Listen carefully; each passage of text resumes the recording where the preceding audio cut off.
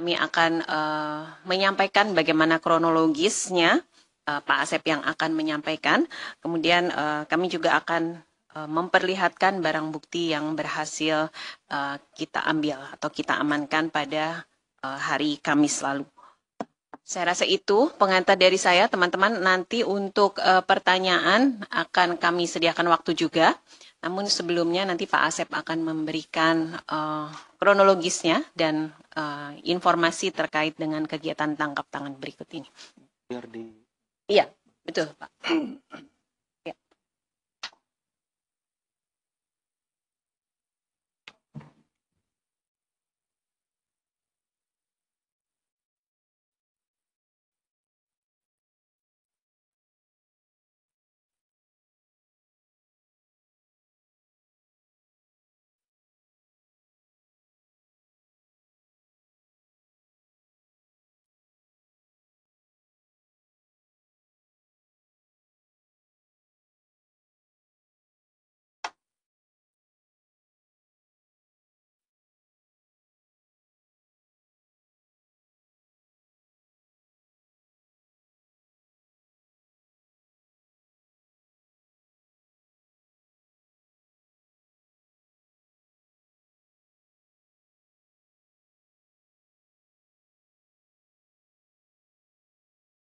Cukup ya?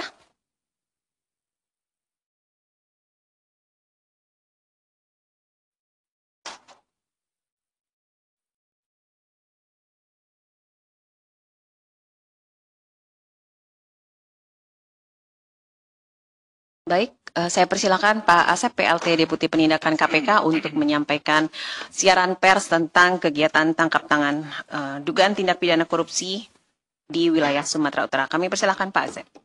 Baik, Mbak Yeye, terima kasih. Bismillahirrahmanirrahim. Assalamualaikum warahmatullahi wabarakatuh. Selamat sore dan salam sejahtera bagi kita sekalian. Selamat tahun baru bagi yang merayakan. Pada kesempatan sore hari ini seperti tadi disampaikan oleh Mbak Yeye bahwa kami akan menyampaikan uraian terkait dengan kegiatan tangkap tangan dugaan tindak pidana korupsi terkait proyek pembangunan jalan di Dinas PUPR Provinsi Sumatera Utara dan di Satuan Kerja Pembangunan Jalan Nasional atau PJN Wilayah 1 Sumatera Utara. Seperti tadi telah disampaikan oleh Mbak Yeye juga bahwa pada hari ini kita akan sampaikan yang pertama-tama adalah terkait dengan kronologisnya, di mana sejak beberapa bulan yang lalu itu ada informasi dari masyarakat kepada kami terkait dengan dugaan tindak pidana korupsi, kemudian juga adanya infrastruktur di wilayah tertentu di Sumatera Utara, kualitasnya yang memang kurang bagus, sehingga diduga ada tindak pidana korupsi pada saat pembangunannya. Berbekal dari laporan informasi tersebut dari masyarakat, kemudian KPK menurunkan tim tentunya dan memantau pergerakan yang kemudian juga di pertengahan tahun ini ada beberapa proyek jalan, ya, khususnya ini jalan, ada beberapa proyek jalan di Sumatera Utara. Nah, sekitar awal minggu ini diperoleh informasi ada kemungkinan pertemuan dan juga terjadi penyerahan sejumlah uang. Kami sudah mendapatkan informasi ada penarikan uang sekitar 2 miliar dari pihak swasta yang kemungkinan besar uang 2 miliar ini akan dibagi-bagikan kepada pihak-pihak tertentu, di mana pihak swasta ini berharap untuk memperoleh proyek ya terkait dengan pembangunan jalan. Kemudian kami melakukan pemantauan, tim melakukan pemantauan dan bergerak ke sana. pada sekitar malam Kamis, kami memantau bahwa ada pertemuan antara pihak swasta, ini saudara Kir ya dan saudara Ray dengan saudara TOP ya di salah satu tempat. Kemudian kami memantaunya. Selain itu kami juga berkomunikasi dan berkoordinasi dengan stakeholder lain, khususnya dengan PPATK tentunya, untuk memantau pergerakan dari uang. Ya. Kita mengikuti dengan follow the money, kemana uang itu akan berjalan. Nah, setelah melalui proses pemantauan, kita mencari data juga bahwa ada kegiatan atau ada beberapa proyek pembangunan jalan. Itu ada di 2 tempat ya. Yang pertama itu proyek pembangunan jalan di Dinas PUPR Provinsi Sumatera Utara, yaitu preservasi jalan Simpang Kota Pinang Gunung Tua, Simpang PAL 11. Ini dengan nilai 56,5 miliar, ini tahun 2023. Kemudian preservasi jalan Simpang Kota Pinang Gunung Tua, Simpang PAL 11 tahun 2024. Ini nilainya 17,5 miliar di 2024. Kemudian ada beberapa rehabilitasi jalan dan preservasi jalan di kota Gunung Tua, Simpang PAL 11. Ini Simpang Kota Pinang Gunung Tua, Simpang PAL 11. Dan penanganan longsoran di tahun 2025. Kemudian ada juga proyek jalan, ya, pembangunan jalan di Satuan Kerja Pembangunan Jalan Nasional atau PJN di wilayah 1 Sumatera Utara, yaitu proyek pembangunan jalan Sipingot Batas Labusel dengan nilai 96 miliar. Kemudian proyek pembangunan jalan Hutaim Baru Sipingot dengan nilai 61,8 miliar. Sehingga totalnya sejumlah 231,8 miliar. Nah, dengan adanya proyek jalan tersebut senilai 231,8, maka kami memutuskan sini karena sudah ada pergerakan uang, nih deliver uang, gitu. Ini masih pada tahap awal ya. Rekan-rekan, ini supaya pihak swasta ini dengan perusahaannya memenangkan proyek-proyek jalan tersebut. Gitu. Kita dihadapkan pada 2 pilihan. Pertama adalah kami menunggu sampai dengan proses lelang ini berjalan, kemudian pembangunan jalan ini berjalan, dilakukan oleh pihak-pihak yang memang sudah disetting menang. Kita akan menunggu nanti sejumlah uang, pada umumnya 10-20%. Berarti kalau dari 231,8 miliar itu, ada sekitar 46 miliar. Ini akan digunakan untuk menyuap. Nah, apakah kami harus menunggu sampai uang itu cair, kemudian diserahkan kepada para pihak, lalu kami tangkap dan kami bawa sejumlah uang itu sekitar 46 miliar sebagai buktinya ke sini. Nah, pilihan kedua adalah kita ingin mencegah supaya pihak-pihak ini tidak mendapatkan proyek tersebut. Kenapa? Karena kalau dibiarkan pihak-pihak ini mendapatkan proyek, ini tentu nantinya proyek yang atau hasil pekerjaannya tidak akan maksimal. Karena sebagian dari uangnya tersebut, paling tidak tadi sekitar 46 miliar, itu akan digunakan untuk menyuap, memperoleh pekerjaan tersebut, tidak digunakan untuk pembangunan jalan. Nah, tentunya pilihan kedua inilah yang diambil. Walaupun ini uang yang terdeliver kepada para pihak itu tidak sebesar kalau KPK mengambil opsi yang pertama.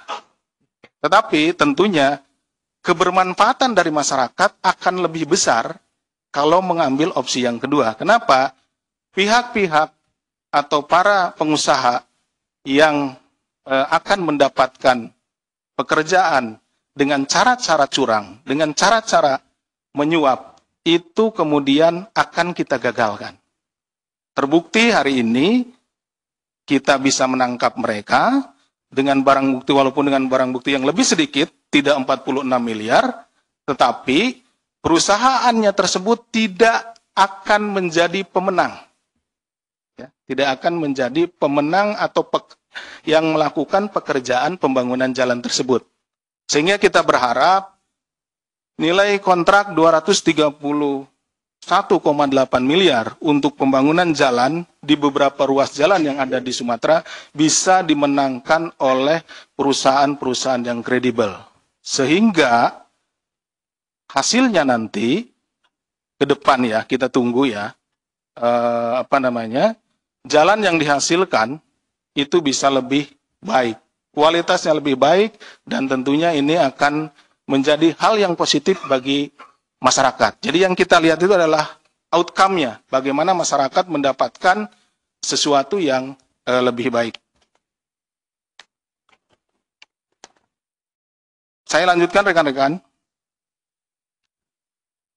Kronologisnya adalah sebagai berikut, bahwa pada tanggal 22 April tahun 2025, Saudara Kir, ini adalah Direktur Utama PT DNG, bersama dengan Saudara TOP, selaku Kepala Dinas PUPR Provinsi Sumut, kemudian juga Saudara RES, selaku Kepala UPTD Gunung Tua Dinas PUPR Provinsi Sumut, merangkap sebagai PPK, atau pejabat pembuat komitmen, dan staf UPTD Gunung Tua lainnya melakukan survei off-road di daerah desa Sipiongot dalam rangka meninjau lokasi proyek pembangunan jalan. Saudara TOP selaku Kepala Dinas PUPR kemudian memerintahkan Saudara RES untuk menunjuk KIR sebagai rekanan penyedia tanpa melalui mekanisme dan ketentuan dalam proses pengadaan barang dan jasa. Jadi pada saat melakukan survei tersebut, seharusnya pihak swasta itu tidak hanya sendirian yang diikutkan. Di sini sudah diikutkan Saudara KIR sebagai Direktur Utama PT DNJ ini sudah dibawa sama Saudara TOP ini, Kepala Dinas PUPR. Kemudian juga TOP ini memerintahkan Saudara RES untuk menunjuk Saudara KIR. Sini sudah terlihat perbuatannya, meeting of mind-nya sudah terlihat bahwa ada kecurangan, ada ditunjuk. Seharusnya ini kan melalui proses lelang yang memang benar-benar transparan gitu ya, tidak ditunjuk seperti itu. Kemudian pengadaan tersebut di jalan proyek pembangunan jalan Kutaim Baru Sipiongot itu nilai proyeknya tersebut sekitar 157,8 miliar. KIR kemudian dihubungi oleh Saudara RES yang memberitahu bahwa pada bulan Juni 2025, bulan ini ya, akan tayang proyek pembangunan jalan dan meminta KIR menindaklanjutinya dengan memasukkan penawaran. Jadi nanti proyek-proyek tersebut akan tayang ya, dan tinggal masukkan penawarannya gitu. KIR ini sebagai Direktur Utama PT DNG. Kemudian pada tanggal 23 sampai 26 Juni 2025, KIR kemudian memerintahkan stafnya untuk berkoordinasi dengan RES dan staf UPTD untuk mempersiapkan hal-hal teknis sehubungan dengan proses e-katalog. Jadi sudah dipersiapkan segala sesuatunya. Dari awal memang PT DNG ini yang ditunjuk akan menjadi pemenangnya. Selanjutnya KIR bersama dengan RES dan staf UPTD mengatur proses e-katalog sehingga PT DGN dapat menang proyek pembangunan jalan Sipiongot, Batas, Labusal. Untuk proyek lainnya disarankan agar penayangan paket lainnya diberi jeda seminggu agar tidak terlalu mencolok. Jadi mereka juga sudah mengatur waktunya. Jangan sampai dalam waktu yang berdekatan DNG itu menjadi pemenang. Jadi terus-terusan dia menjadi pemenang proyek jalan tersebut. Jadi diatur waktunya, diatur juga cara memasukkan syarat-syaratnya dan lain-lainnya. Bahwa atas pengaturan proses e-katalog di Dinas PUPR Provinsi Sumut tersebut terdapat pemberian uang dari KIR dan RAY untuk RES yang dilakukan melalui transfer rekening. Jadi ada yang diberikan secara langsung tunai, ada yang diberikan juga melalui transfer. Seperti itu. Nah ini seperti perskot atau uang muka gitu seperti itu. Karena ada hitung-hitungannya, seperti kepala dinas akan diberikan sekitar 4-5% dari nilai proyek. Kalau dikira-kira ya dari 231,8 miliar itu 4%-nya sekitar 8 miliaran. Ya, itu tapi nanti bertahap setelah proyeknya selesai karena pembayarannya pun termin gitu ya, ada termin pembayarannya. Selain itu juga diduga terdapat penerimaan lain oleh saudara TOP dari KIR dan RAY melalui perantara. Jadi tidak hanya melalui langsung, berian langsung, ada yang diberikan juga melalui perantara, tadi kemudian juga ada yang diberikan melalui atau ditransfer melalui rekening.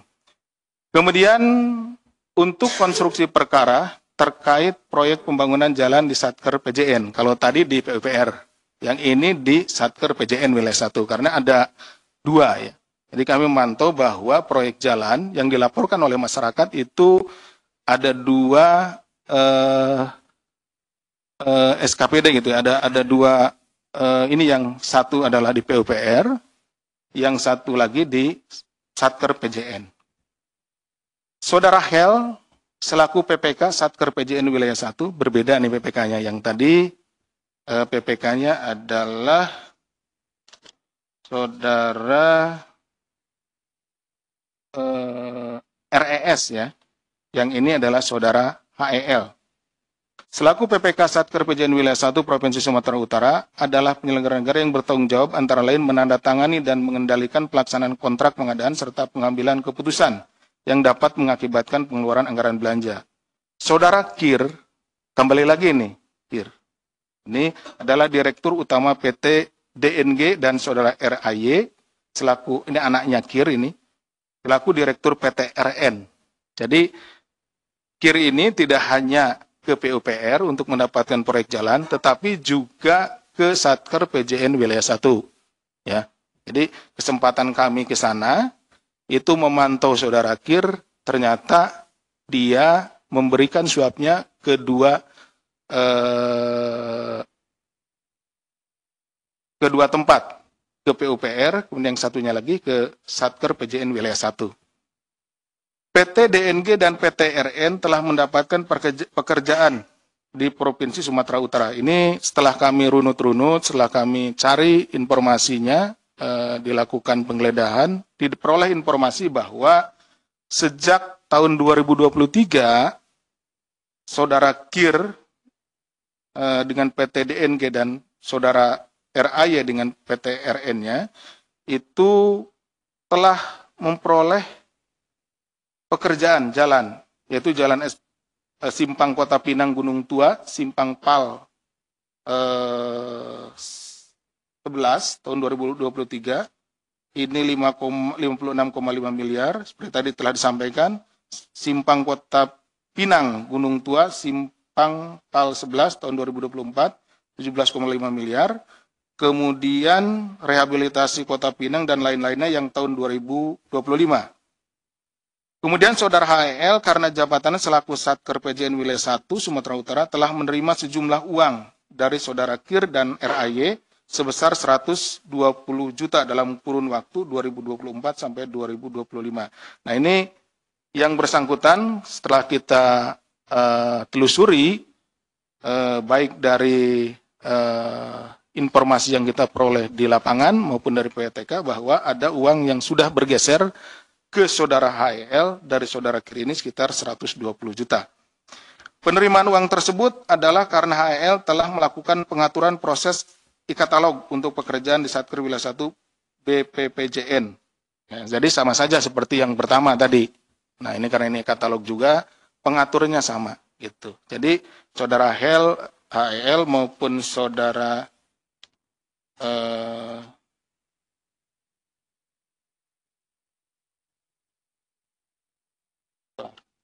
saudara RES ini dua-duanya kan PPK. Jadi dialah yang ngatur supaya perusahaannya saudara KIR yaitu PT DNJ dan perusahaannya RAY itu PTRN memenangkan proyek pembangunan jalan tersebut.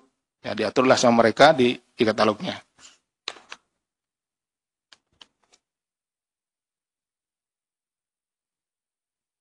Dari dua perkara tersebut, ya, karena ada yang ke PUPR, kemudian ada yang ke PPJN, maka saudara KIR dan saudara RAY itu selaku pihak pemberi, ya, kemudian saudara TOP dan saudara RES itu penerima dari proyek yang ada pada Dinas PUPR, sedangkan saudara HEL selaku pihak penerima terkait proyek di Satker PJN Wilayah 1.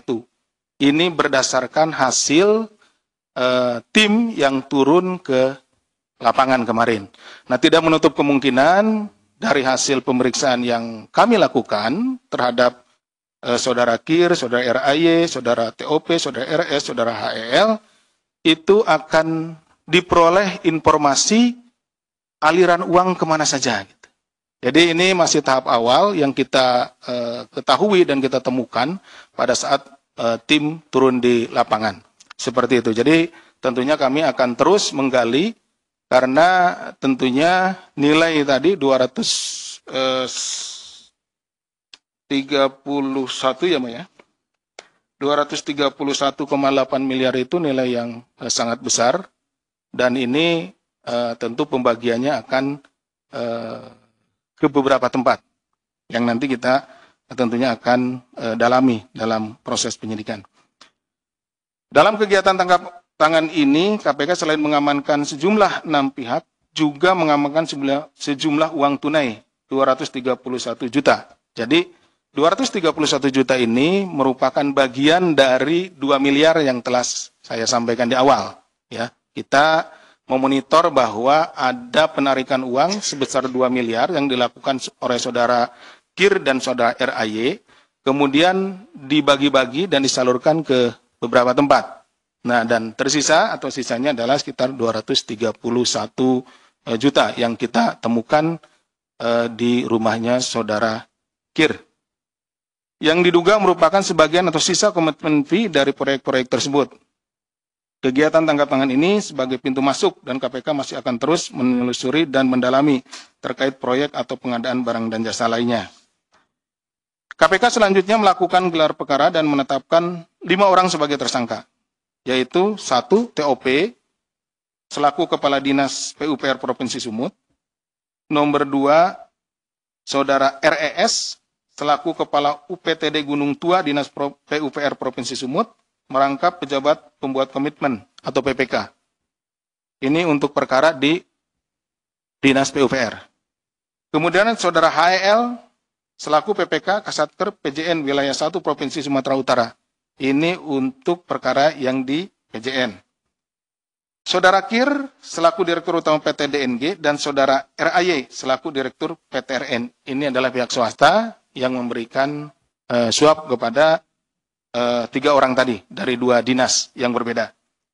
Atas perbuatannya, para pihak disangkakan Saudara KIR dan Saudara RAY disangkakan telah melanggar pasal 5 ayat 1 huruf A atau huruf B atau pasal 13 Undang-Undang Nomor 31 Tahun 99 tentang pemberantasan tindak pidana korupsi sebagaimana telah diubah dengan Undang-Undang Nomor 20 Tahun 2001 tentang perubahan atas Undang-Undang Nomor 31 Tahun 99 tentang pemberantasan tindak pidana korupsi. Yunto pasal 55 ayat 1 ke 1 Kitab Undang-Undang Hukum Pidana. ini pemberinya, beri suap ya.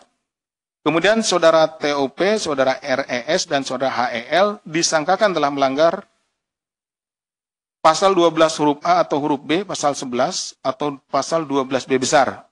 Ini gratifikasi, 12AB 11 itu terkait dengan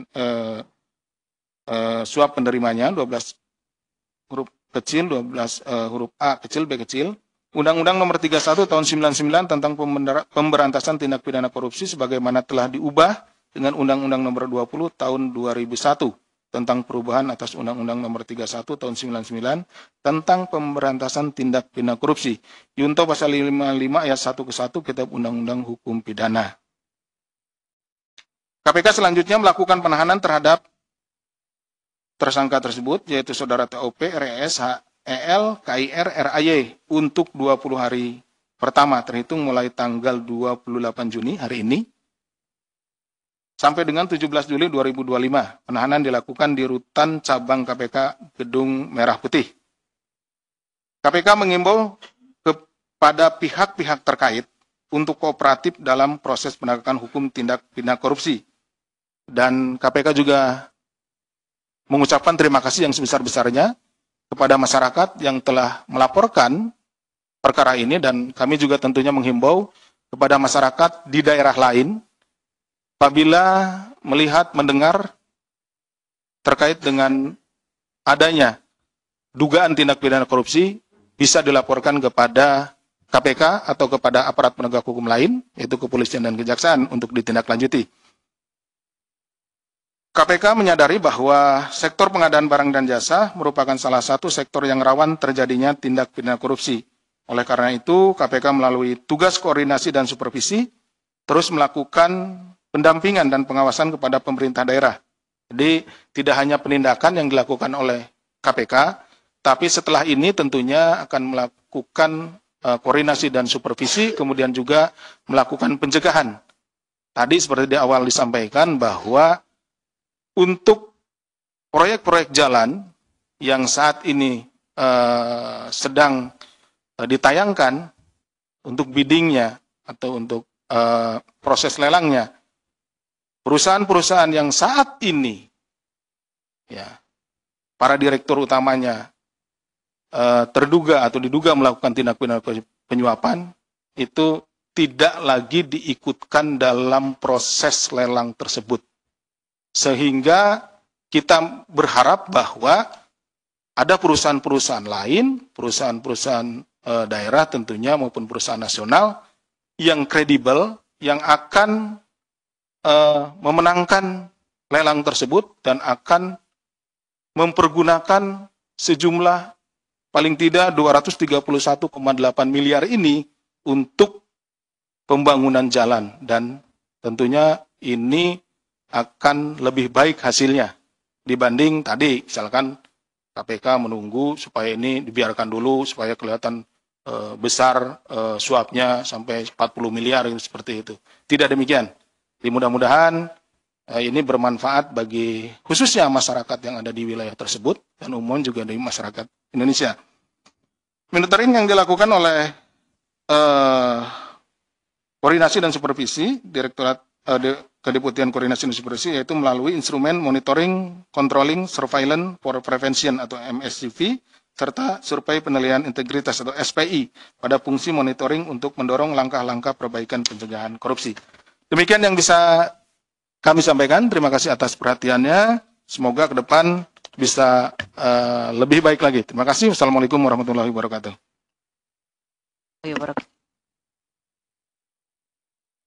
Oleh Pak Asep, bagaimana kronologisnya, kemudian juga penetapan tersangka. Sekarang kami akan memperlihatkan barang bukti yang didapat dari kegiatan tangkap tangan pada Kamis malam 26 Juni 2025.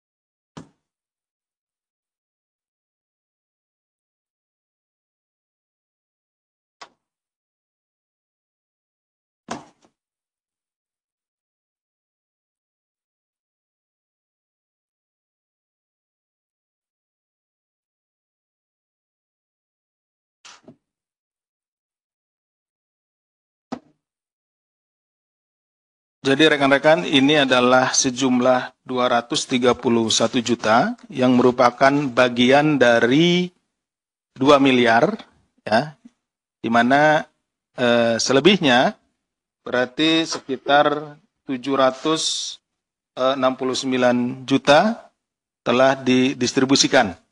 Nah, tentunya ini juga kami sedang mencari dan mengikuti kemana saja uang tersebut didistribusikan. Kami berkoordinasi dan bekerja sama dengan stakeholder lain, dalam hal ini PPATK maupun stakeholder yang lainnya. Sudah cukup ya, teman-teman? Ya. Baik, teman-teman, kita lanjutkan konversi ini dengan tanya jawab. Meskipun tadi mungkin Pak Asep sudah cukup jelas ya menjelaskan kronologis maupun bagaimana e-katalog ini gitu ya dipergunakan untuk mencurangi proyek-proyek. Mungkin teman-teman masih ada beberapa pertanyaan yang mau diajukan pada Pak Asep. Silahkan. Ya, silakan. Ya, bentar ya. Cek. Selamat sore Mbak Yeye, Pak Asep. Izin Pak, mau tanya. Ini kan Kadis PUPR itu kalau saya baca-baca di sejumlah media daerah, itu kan disoroti sebagai orang dekatnya Bobi Nasution. Gubernur Sumut dan pernah menjadi walkot. Bahkan si TOP ini juga pernah jadi PLT Sekda Kota Medan dan disebut juga membantu pemenangan pilkada di Kota Medan dan di Sumut gitu. Nah, pertanyaan saya tuh apakah nantinya KPK akan mengusut adanya setoran uang ke Bobi Nasution gitu atau ke pihak-pihak lain yang di atasnya si TOP ini sebagai kadis. Itu yang pertama. Yang kedua, kalau saya nggak salah itu di bulan April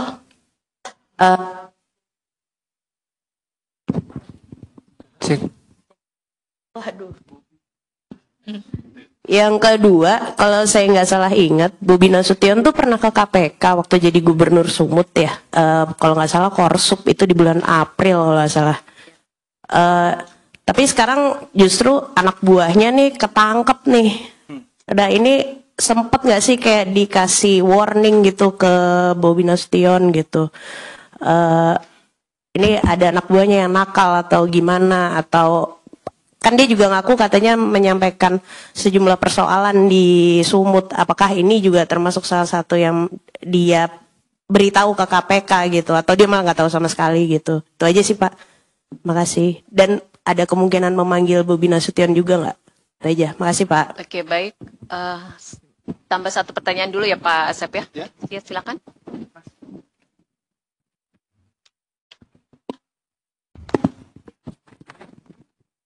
Ya, selamat sore Mbak Ye, Pak Asep. Saya Rizky dari Tempo. Mas Rizky ya. Okay. Ya. Yang pertama sih, saya masih agak bingung soal kan yang diamankan 6 orang ya Pak Asep ya. Siapa? 6 orang yang diamankan ya. Ya, sementara yang jadi tersangka 5 orang. Nah, satunya ini siapa dan kenapa Pak Asep? Itu dulu. Terus masih terkait dengan keterkaitan Pak Bobi tadi ya ditanyakan oleh Mbak. Jadi mungkin minta konfirmasi aja nih Pak Asep, benarkah barangkali dari operasi itu kemarin penyidik atau Satgas itu menemukan bukti percakapan gitu antara para tersangka mungkin ke Pak Bobi tentang keterlibatannya itu. Terus apa tindakan KPK kalau memang itu benar ya setelah itu gitu, apakah berencana langsung ke rumah Pak Bobi apa gimana? Itu aja sih Pak Asep. Terima kasih. Oke, baik. Terima kasih Rizky dan Tasya. Silakan Pak Asep untuk menanggapi pertanyaan. Mbak Yeye. Terima kasih Mbak Tasya. Sudah lama kayaknya ya. Nggak konversi. Baik, dari Mbak Tasya, sekarang garis besar ada 2 yang ditanyakan, tapi nanti beranak kayaknya ini. Yang pertama terkait dengan profil dari TOP ya Mbak ya. Kadis PUPR, mana tadi Mbak menyampaikan orang dekatnya gubernur, saudara BN, bahkan mungkin dari sebelum jadi gubernur ya. sudah menjadi orang dekatnya. Kemudian pernah juga menjabat PLT Sekda Kota Medan waktu saudara BN menjabat Wali Kota Medan gitu ya, dan lain-lain. Nah, yang ditanyakan adalah apakah KPK akan mengusut saudara setoran ke BN ataupun ke atasannya dari OB. Nah, tentu ya Mbak Tasya dan rekan-rekan, kami seperti juga yang telah disampaikan beberapa waktu bahwa saat ini sedang dilakukan upaya follow the money, mengikuti kemana uang itu. Tadi kan dari 2 miliar nih, yang kita ketahui awal itu, uang 2 miliar itu kemudian sudah didistribusikan. Ada yang diberikan secara tunai, ada juga yang ditransfer, dan ada yang masih sisa, yang 231. Jadi seperti saya sampaikan, bahwa selebihnya ini sedang kita ikuti. Kalau nanti ke siapapun ya, ke atasannya atau mungkin ke sesama kepala dinas ya, atau ke gubernur, kemanapun itu, dan kami memang meyakini, kami tadi juga sudah sampaikan bahwa kita bekerjasama dengan PPATK untuk melihat kemana saja uang itu bergerak. Nah, kita tentu akan panggil, akan kita minta keterangan, nah, apa dan bagaimana sehingga uang itu bisa sampai kepada yang bersangkutan. Gitu. Jadi tidak ada dalam hal ini yang akan kita kecualikan. Gitu. Kalau memang bergerak ke salah seorang, misalkan ke ke kepala dinas yang lain atau ke Pak Gubernurnya, ya kita akan minta keterangan, kita akan panggil dan kita mintakan. Ditunggu saja ya. Kemudian pada bulan April ini saudara BN selaku gubernur terpilih di Sumatera Utara. Ini tidak hanya, sepengetahuan kami tidak hanya gubernur Sumatera Utara ya, gubernur Jawa Barat juga sini gitu ya, dan beberapa gubernur yang lain, beberapa kepala daerah yang lain ke sini, tentunya menyampaikan beberapa hal yang ada di wilayahnya. Yang disampaikan tidak spesifik terkait tentang ini. Memang mungkin terkait dengan birokrasi yang ada di sana, hambatan-hambatan birokrasi apa saja dan yang lain-lainnya. Nah, selamat datang Mas Mario. Nih suhunya masalah ini. Jadi waktu kesini sih tidak spesifik menyatakan ada yang khusus di PUPR maupun di di Jalan Nasional itu ya, SSJN itu. Nah, kami dapat informasi ini justru dari masyarakat gitu. Makanya pada kesempatan ini juga kami menghimbau kepada masyarakat tidak hanya di Sumatera Utara nih. Nah, alhamdulillah sudah dimulai dari Sumatera Utara, masyarakat menginformasikan kepada kita. Ini di provinsi-provinsi lain, di kota maupun kabupaten lain, silahkan. Apabila misalkan sekarang ada infrastruktur, pembuatan infrastruktur yang harusnya misalkan bisa bertahan sekian tahun, tapi kualitasnya kelihatan kan jelek, kan beda antara kualitas yang bagus, kita kasat mata juga bisa melihat gitu ya, dengan kualitas yang buruk. Nah, tapi juga tentu harus dilengkapi dengan dokumen-dokumen maupun juga bukti-bukti.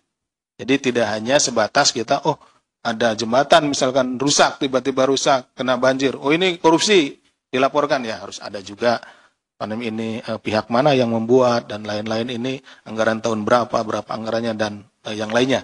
Itu bisa langsung nanti dilaporkan ke PLPM. Kemudian itu kan ya Mbak Tasya. Tadi seperti saya sampaikan, kalau ada kaitannya baik itu ada aliran uang, atau ada perintah ya. Tidak harus selalu ada aliran uang. Ya, termasuk ke gubernur, itu kita akan panggil tentunya. Misalkan hanya ada perintah, memerintahkan untuk memenangkan pihak-pihak ini. Nah, uangnya belum dapat ya tetap kita akan panggil dan kita akan minta pertanggungjawaban gitu kan. Seperti itu. Demikian Mbak Tasya. Kemudian ke Mas Rizky. Ini yang dibawa ke sini 6 orang, tapi yang jadi tersangka hanya 5 orang. Ya. Tadi ada 2 dari pemberi, kemudian 3 dari penerima ya, Mas Rizky. Yang 1 orangnya kemana? Gitu kan ya. Jadi yang 1 orangnya itu setelah kita periksa dan kita dalami, perbuatan-perbuatannya itu belum cukup bukti bahwa dia sebagai pelaku. Jadi sehingga kategorinya adalah saksi. Tetapi ini adalah baru permulaan gitu ya, Mas Rizky ya. Jadi ketika nanti pendalaman kita juga akan melakukan upaya paksa lainnya, penggeledahan dan lain-lain gitu ya, penyitaan. Apabila memang ternyata orang ini yang kita dugaan ini kuat dan didukung oleh bukti-bukti yang lain, maka tidak menutup kemungkinan tidak hanya 5 orang ini gitu. Bahkan yang tadi yang ke-6-nya mungkin bisa nambah lebih dari 6 yang lainnya gitu. Karena tadi dijelaskan di sini juga itu tidak hanya tahun ini saja. Saudara Kir dan saudara RAY ya. RAY ini dapat proyek. Jadi mulai 2023, 2024 gitu ya. Itu sudah selesai berarti kan? Proyeknya sudah selesai dikerjakan, uangnya sudah masuk ke beberapa tempat. Nah, itu yang sedang kita telusuri juga. Nah, kita berharap sih melakukan upaya ini, termasuk operasi tangkap tangan ini, sebelum proyek itu dilaksanakan. Sehingga tadi senilai 230 ya. 231,8 ya. 231,8 miliar ini, yang ini proyek ini tidak lalu menjadi proyek yang dikerjakan memang oleh orang-orang yang melakukan atau korup gitu ya. Sehingga pekerjaannya atau hasil kerjanya nanti akan sia-sia. Kalau di awal seperti ini, nah itu bisa lebih bagus. Kenapa? Karena kita bisa mengeliminir, membantu pihak dalam hal ini Provinsi Sumatera Utara untuk mengeliminir perusahaan-perusahaan yang tidak kredibel ini, yang berusaha mendapatkan proyek itu dengan cara-cara curang, dengan menyuap beberapa pihak. Gitu. Tadi juga sudah saya jelaskan di awal bahwa kami di KPK ini memiliki 2 pilihan. Ya. Pilihan pertama adalah kami biarkan dulu proyek ini yang 231,8 ini biarkan dulu berjalan. Biarkan dulu biddingnya berjalan. Pastikan yang akan menang di lelang itu ya si Kir dan si Ray ini kan perusahaan itu. Kemudian dari sana sudah pastilah sebagai bentuk dari ucapan terima kasihnya atau janjinya di awal itu antara 10-20% akan diberikan kepada para pihak ini. Berarti dari 231 itu sekitar 46 miliar itu akan dikeluarkan dari anggaran tersebut bukan untuk membangun jalan, tapi untuk diberikan kepada orang-orang ini, para pejabat ini. Pada saat itulah kita lakukan OTT. KPK dapat 46 miliar. Saya bawa ke sini 46 miliar barangnya, rekan-rekan bisa lihat nanti gitu kan. Tapi ada tapinya. Tapi jalannya sudah jadi dengan kualitas yang jelek. Dan masyarakat tidak akan mendapatkan manfaatnya. Pilihan kedua ya. Karena KPK sudah tahu, tim sudah tahu bahwa Kir dan RAY ini berusaha mendapatkan proyek yang jumlahnya 231,8 miliar ini dengan cara-cara menyuap. Di awal kita sudah ambil nih. Walaupun yang kita ambil tadi cuman ada sejumlah 231 juta. Gitu. Hampir mirip nih. 231 miliar ini 231 juta ya. Ada 231 juta sisanya dari 2 miliar yang sudah dibagi-bagikan.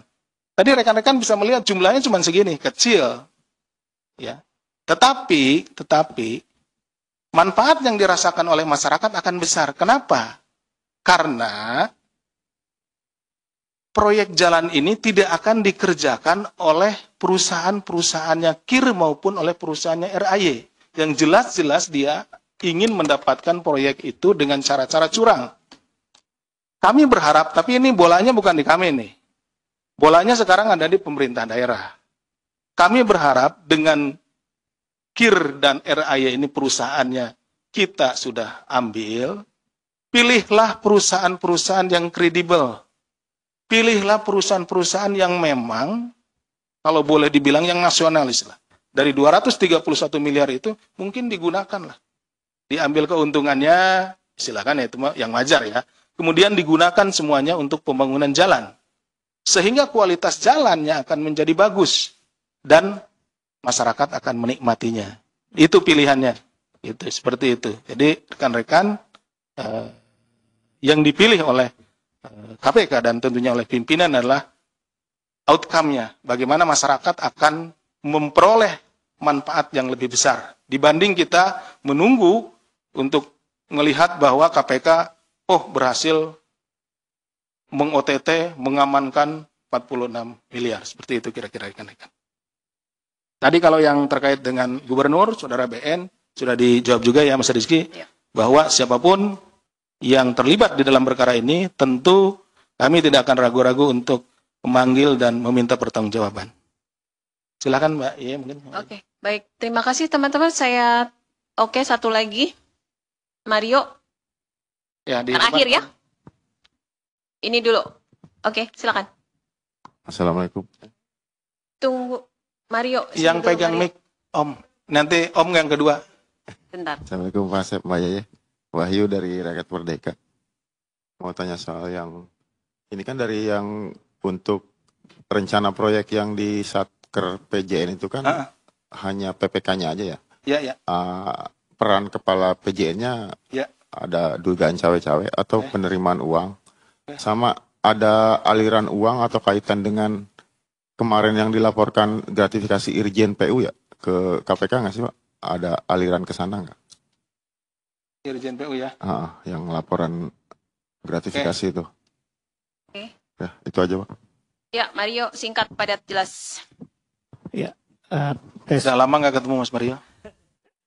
ya, makasih.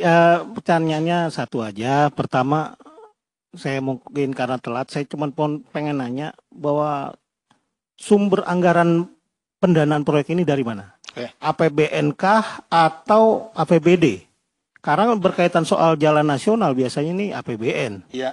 Terus kedua, biasanya dalam pembahasan terkait APBN, dari legislator biasanya memiliki dana aspirasi ataupun semacam ini kan modus sama saya seperti tahu kemana arahnya. Oke. Arahnya nggak penting, tapi bagaimana pelaksanaannya, pemaparannya itu yang mau kita kulit. Siap. Oke. Jadi pertanyaannya apakah memang KPK sudah mensinyalir adanya dana-dana aspirasi? Pertama terkait proyek pembangunan jalan di sana, dan kedua apakah orang-orang yang memiliki dana aspirasi di wilayah Sumut tersebut memiliki koneksitas dengan gubernur saat ini? Bukan orang-orang mungkin legislator. Oh iya. Aspirasi itu. Ya, seperti itu. Nah, kemudian apakah KPK juga sudah mendeteksi kalau di pelaksana tadi 10-20%, kira-kira yang memiliki dana aspirasi ini berapa? Kalau kalau Damayanti kan 8% waktu itu ya. Ya kira-kira mohon dijabarkan karena saya telat, saya nggak tahu, tapi intinya itu pertanyaan. Makasih. Oke, baik, terima kasih. Ini pertanyaan terakhir ya, silakan Pak Asep. Terima kasih Mas. Ada 2 pertanyaan nih Mbak ya dari Mas Wahyu dan Mas Mario. Yang pertama terkait dengan, betul ini yang PJ-nya masih PPK, tapi kalau yang tadi di PUPR itu kan sudah ke atasnya ya, Mas ya. Nah, ini yang sedang kita dalami karena kami juga, pertanyaan ini juga sama dengan pertanyaan kami. Gitu. Ini kan baru tingkat PPK nih, bagaimana ke atasnya? Itu seperti itu, dan tidak hanya ke atas, sampingnya juga bagaimana. Nah, seperti itu. Nah, ini sedang dalam proses pendalaman tentunya. Tapi yang kami temukan dalam tangkap tangan kali ini itu adalah ke saudara Hel ini, ke PPK-nya ya. Ditunggu saja nanti. Baik. Mas Mario, seperti yang disampaikan oleh Mas Mario tadi bahwa ini proyek jalan nasional, kemudian juga ada di dinas PUPR. Benar, Mas. Ini asalnya dari dari APBN, kemudian nyambungnya juga tadi, apakah ini ke legislator, itu sedang didalami gitu ya. Jadi ini Mas Mario saya jelaskan.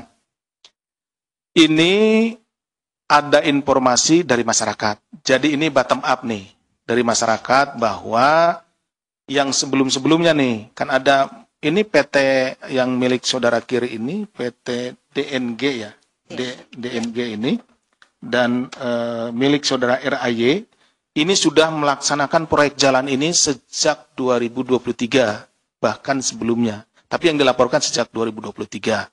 Nah, berbekal dari laporan dari masyarakat tersebut, kemudian kami menurunkan tim. Nah, kemudian tim di sana melakukan assessment, survei, dan lain-lainnya ke sana. Nah, ditemukanlah bahwa memang apa yang dilaporkan oleh masyarakat itu benar adanya. Dilihat dari kualitas jalan itu sendiri, ya, dari situ. Nah, kemudian di tahun ini, di pertengahan tahun ini akan ada lagi proyek jalan gitu ya, proyek jalan di mana perusahaannya saudara Kir dan saudara RAY ini ikut lagi untuk lelang, ya, di katalog untuk lelang. Nah, mereka itu sudah komunikasi kembali. Kemungkinan besar di tahun 2023 dan 2024 mereka juga berkomunikasi dengan orang-orang yang sama, gitu ya, orang-orang yang sama, gitu, yang nanti kita sedang akan susuri. Nah, kami juga mendapat informasi bahwa ada penarikan sejumlah uang, itu sekitar 2 miliar. Ini di sekitar hari Selasa atau Rabu di minggu ini, ya, ya, dengan adanya penarikan sejumlah uang ini adalah saudara Kir dan saudara RAY, ini pihak swastanya ya, dua-duanya direktur dari perusahaan. Nah, ini kami menduga bahwa ini akan ada penyerahan uang. Makanya selain tadi tim yang sudah turun untuk asesmen dan lain-lain atas laporan dari masyarakat, diturunkan juga. Ini karena dugaan kami ini akan terjadi penyerahan sejumlah uang untuk memenangkan kembali proyek jalannya, itu. Nah, terjadilah penyerahan, kemudian terjadilah penangkapan dan lain-lain, bukti-bukti yang kami peroleh itu BBE dan lain-lain, catatan-catatan, kemudian sejumlah uang. Yang kita hari ini tampilkan adalah jumlah uangnya, yang dari 2 miliar tadi, ya, sisanya 231 juta, gitu ya. Untuk BBE yang barang bukti elektronik ini sedang didalami saat ini. Kemudian catatan-catatan, termasuk ini juga nanti akan menjawab pertanyaan dari Mas Mario nih, ke legislatornya, kemudian ke yang lainnya, ini asalnya dari mana, apakah ini juga dana aspirasi dan yang lainnya, apakah 231,8 miliar ini angkanya saja sudah dipotong, sudah ada pembagian dan lain-lain. Memang kalau informasi dari saudara Kiri sendiri sudah ada bagian-bagiannya, yang persentasenya sudah ada, gitu ya. Termasuk tadi yang disampaikan bahwa ada sekitar 10-20% yang akan kita yang akan dia bagikan, seperti itu. Jadi sekitar 46 miliar kurang lebih lah, seperti itu. Kepada siapa saja, yang itu yang sedang kita dalami. Kira-kira itu mungkin, Mas Mario. Kalau sudah dapat, nanti tentu kita akan konversi lagi, akan kita sampaikan lagi data-datanya. Demikian, terima kasih Mbak Ye. Ya, baik. Terima kasih Pak Asep, teman-teman semuanya. Saya rasa sudah cukup untuk konvers pada sore hari ini. Seperti tadi disampaikan oleh Pak Asep bahwa update terkait dengan penanganan perkara ini akan kita lakukan secara berkala lewat konferensi pers maupun nanti dengan jubir. Seperti disampaikan juga oleh Pak Asep bahwa penanganan perkara ini kita mengutamakan adalah kebermanfaatan untuk masyarakat yang lebih besar, sehingga tadi kita ingin juga menutup kesempatan bagi perusahaan-perusahaan yang tidak kredibel untuk ikut dalam proyek-proyek lelang yang pada akhirnya merugikan publik gitu ya. Jadi KPK akan terus mengusut perkara ini dengan follow the money dan juga mengikut sertakan para stakeholder yang lain termasuk juga untuk aspek pencegahan. Demikian teman-teman semuanya, terima kasih untuk kehadiran dalam konvers ini. Saya tutup, selamat sore, Assalamualaikum warahmatullahi wabarakatuh. Waalaikumsalam warahmatullahi wabarakatuh.